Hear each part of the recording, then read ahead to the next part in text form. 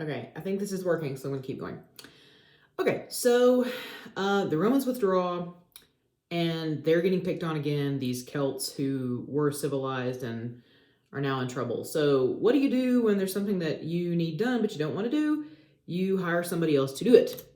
So they go over to Germany, and there are these people, this tribe called the Saxons. And they're these mercenaries, and they're very tough and strong and kind of battle hardy. And they say, hey, we have a problem with these Celts going amok. Can you come over and help us, please? Can you get these people out of our hair? And the Germans say, okay. And so the Saxons come over, and they do their job. They kick the Celts back up into Scotland forevermore.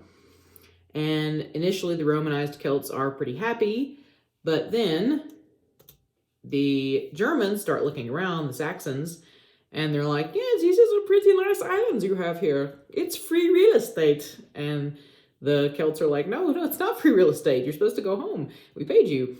And the Saxons, because they're stronger and bigger, say, no, it is free real estate. It belongs to us now.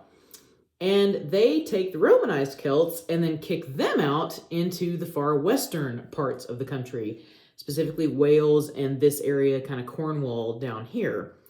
Wales, actually, in Anglo-Saxon, the reason it gets its name is it's Walise, which means foreigner. So it's them giving a middle finger to the Celts and saying, you are the foreigners now. This land now belongs to us. So that's what was going on from about 450 to 550. As the Saxons coming in and taking over England. And you may not know this, but there is still a lot of animosity in some circles between the Welsh and the English. Sometimes they'll just derogatorily refer to them as the Germans. And there are some Welsh people that want independence from the rest of Britain because they have a very different linguistic, cultural, everything heritage. So, but in the meantime, these people become the Anglo-Saxons, the anglicized Saxons. And that is primarily, when we think of English people today, who they are. That is their stock. And Anglo-Saxon is also the name that we use to refer to Old English, the language. So, and there's reasons for this that I'll cover later, but if you've ever seen Lord of the Rings, in the second movie, in the Two Towers, the people, the Rohan, with the horses and like the long kind of mead houses, and Carl Urban from The Boys, for those of you that watch The Boys, those people are based on the Anglo-Saxons. That is the Anglo-Saxon culture and aesthetic that Tolkien kind of put into that society. So yeah, from 450 to 1066, they rule the roost. The Anglo-Saxons are in charge.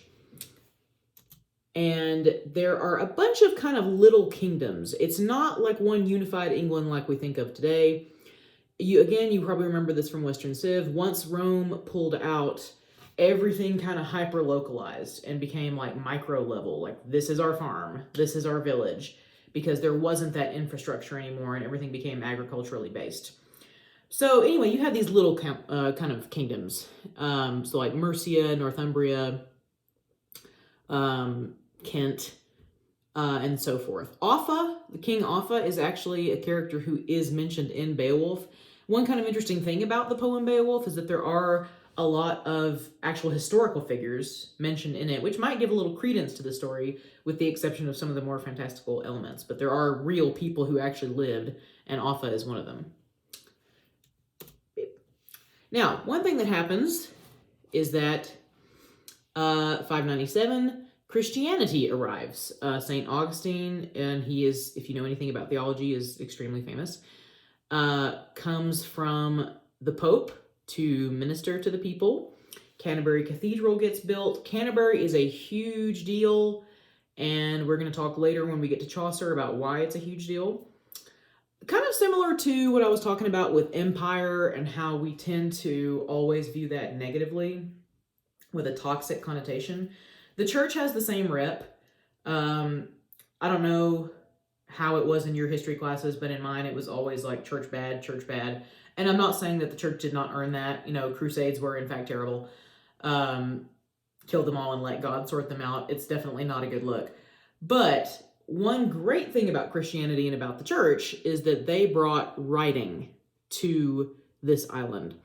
And it was the church that brought the technology and brought the language necessary for stuff to start getting written down. If you're interested in this at all, there's a book called How the Irish Saved Civilization by Thomas Cahill. It's really good. It's short, really informative read. But essentially, we wouldn't have hardly anything from this period if not for the monks and the technology that they brought to write it all down. And a lot of times it wasn't just the writing, it was the bookmaking, because bookmaking, as we're gonna, for any of you, there's an extra credit opportunity where you're gonna watch this movie called The Secret of Kells. In that movie, it talks about books and how difficult they are to make. It's this huge process. They have to use animal skins. So again, the church is what fosters that as well. So they didn't just write down religious stuff. They wrote down lots of stuff that was orally passed down or that they thought was going to be important at the time. So they were kind of the keepers of history. The alphabet that they use for Old English is pretty much Latin, except they add a couple of things. One of them is the thorn. And it looks, if you ever see this, it looks like a P, but it's kind of sharp on the end. If you ever see it, it's like th, like that. Now, there is a lot of church development. Everything's going well. And then I can't possibly say it better than Patrick did here. In the 790s, Scandinavian raiders began using England like an ATM machine. You have to understand that for the Vikings, for the Scandinavians, this was just like an all-you-can-eat buffet, because these people, their god literally told them to turn the other cheek. They can't escalate, they can't fight back.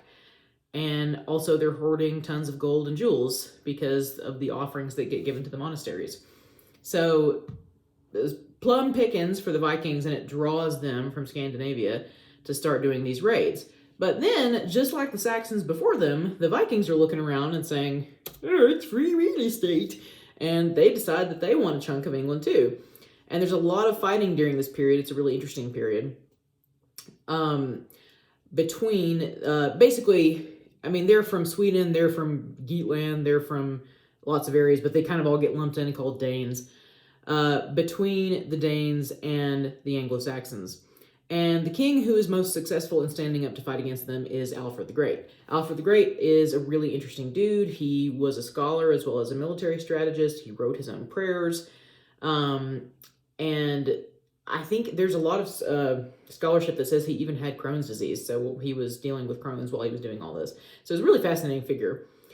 But eventually Alfred succeeds in making a peace. There's a big battle that happens, and he kind of carves out this line in the middle of England and says, okay, you can have this northern chunk that we're going to call the Danelaw, and then the Wessex belongs to the rest of us, the Anglo-Saxons. And at that, they made peace. But then eventually over time, the Danelaw people just, I mean, this is over hundreds of years, just kind of got reassimilated into the rest of England and thought of themselves more as English. Where that little sign says, welcome to Jorvik, Jorvik became York, and that's where we get New York today. So when peace came, Alfred and his successors became the first true kings of England in the way that we think of England now.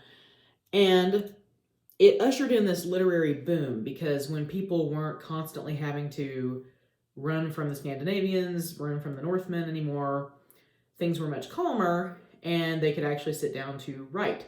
And so somewhere around like 1000 AD is when we think Beowulf was written down.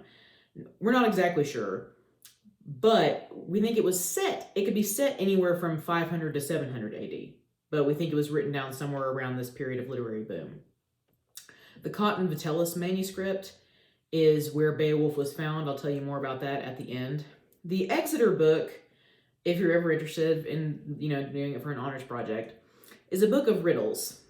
And the setup of the riddles are such that they describe an object or an animal or a thing or a person, and you, the reader, have to guess what they're talking about. But the funny thing is that they have this kind of South Park-esque sense of humor. And here's an example. It's not gonna be exact, but like paraphrasing, this is an example of one that I remember. So I'm describing the object and you're supposed to tell me what you think it is. She comes in the morning and uncovers the fabric to touch me. When she touches me, I rise underneath her hands. She rubs me, and I grow bigger, and then later, she takes me into her mouth. Okay, the answer is bread, but it's obviously structured to make you think the answer is penis. There's like a ton of those. They love that. They love making you think that the answer is going to be penis, and then it's like bird or something. So there's penis jokes in Beowulf as well. It's not something I usually overly emphasize, but it's there, so just so it doesn't surprise you. But they had that kind of goofy sense of humor, which I enjoy. So the basic setup for this story is that there is a group of Danes, again, people from Denmark, who have a problem on their hands, who have a monster. And if you'll notice that Patrick has drawn the monster to look like the Grinch, there is a reason for that, and I'll talk about that later on, but there is actually a correlation between the monster in Beowulf and the Grinch, as in the Grinch Who Stole Christmas. But these Danes have a problem, and another Scandinavian comes from across a body of water to help them because he hears that they're in danger. And it's basically the story of this man, Beowulf, and does he succeed? Is he able to help them with their monster problem? But also, the monster problem might be a little bigger than they think. Kind of like when you think you have a little bit of termites, but it's structural and it's in the whole house. But what's interesting, according to Patrick, is that this might have been an attempt at cultural reconciliation, because this is a story that's all about Scandinavians, but it's written in English. So these two cultures, the English and the Danes, that fought and fought and fought and fought. There's even a story, and this is not true, this is apocryphal, but there's a story that soccer started because some English people found a Danish skull, and they still hated the Danes so much that they started kicking it around, and that's how soccer started. Just to give you an idea of the hatred that was there. So it's interesting that they chose to write the story of these very violent, conquering people in the language of the people who were almost conquered. So it's compelling to think about, their choices for that or why they did that. So something that happened after this, basically Edward the Confessor was another king who came along, and he didn't have an heir. I'm sure that you've covered this in Western Civ, but essentially a squabble arises between two guys as to who's going to take over the English throne, leading up to 1066 AD. One of those guys is Harold Godwinson, and the other guy is named William. Now, William is French. He is living in Normandy, but he says that he has a claim to the throne. When the old king dies, Harold Godwinson takes the throne, and William is not happy, which prompts this war, which I'll get to in a second.